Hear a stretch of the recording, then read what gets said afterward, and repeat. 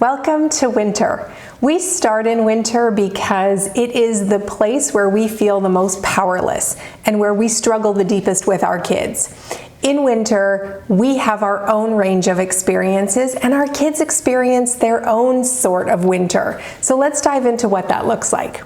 For us, winter is an enormously bitter, harsh, frigid condition for our family. We might feel angry, frustrated, or hurt. We might be lacking patience and tolerance and getting irritated at the smallest things that our kids are doing. We might dread when they come home, watching the clock, thinking, oh, is it this time already? And I know that it is really hard when your family is in winter to work together to get anything done. It's just not possible because the cooperation is completely lacking. Now, on your kids' side, winter is when your child might also feel angry, hurt, or frustrated with you or with the system that runs your family. But they're also going to be showing other signs of winter, like they might be unwilling to help out around the house or sabotage things to make it harder for you or to kind of punish you in some way for asking for their help. They might avoid you as much as possible, either hiding behind their devices or staying in their rooms or outside with friends to make sure that they're not interacting with you.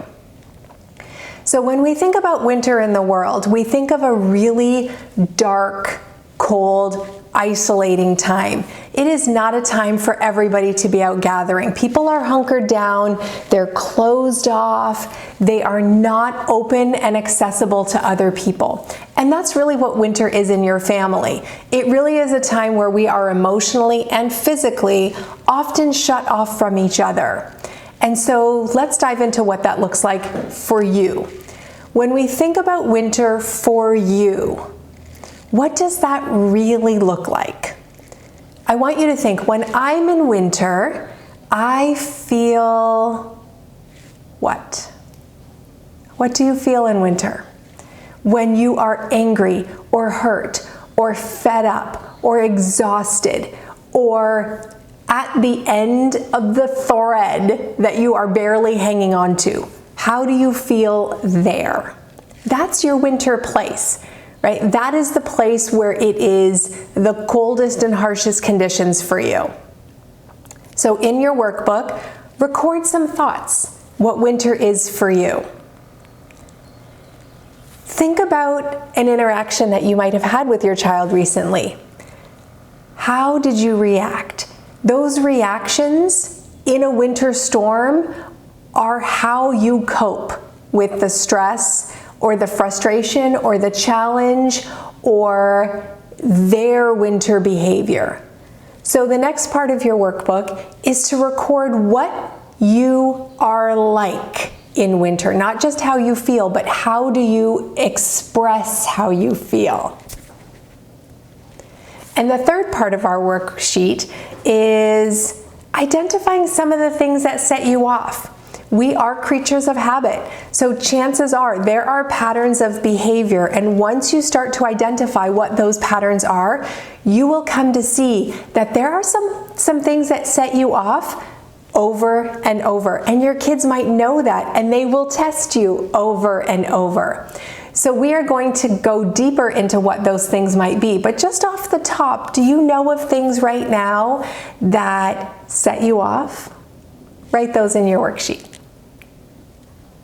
Now, as we talked about, winter for your child is very much different than winter for you. And so we need to think about what winter is for them. When winter happens in your family, what do you notice about your child? Because their behavior might become very different from the person that they typically are. So what does that look like for them? When they're in winter, how do they react? If they are feeling stressed or frustrated or pushed or nagged or overwhelmed or nudged in a deeper and darker way, how do they react? How do they show up? And are there things that set them off? Are there things that you can pretty much say, oh, if I bring this up with them, they are going to go down that path. I know I have to fortify my strengths, because if I'm going to bring this up with them, we are going to battle. Do you know what some of those things might be? Write them in your worksheet now. However you respond to any of life's challenges and issues are going to come from one of three places in your brain. They're either going to come from your thinking brain. So this is that evolved space, the neocortex space of your brain, which involves rational thought and linear processing. It may come from your emotional brain, which is your limbic center. In this part of your brain, this is where you feel, where you process the heat of a situation or the elation of a situation.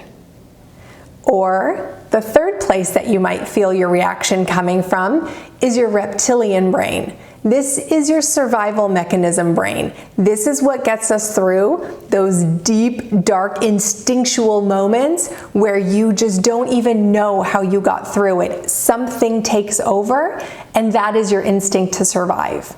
Now, you might be in a battle with your child and it might feel overwhelming, and you might think now, well, it wasn't really life or death that we were fighting. That's okay. The mechanism that pushes you into that reptilian brain is the same. There were threats to you. Your brain perceived something that was big and dark and scary and uncomfortable and threatening, and that's where you went. So in those deep, explosive, or very big emotions, it's often coming from that reptilian brain.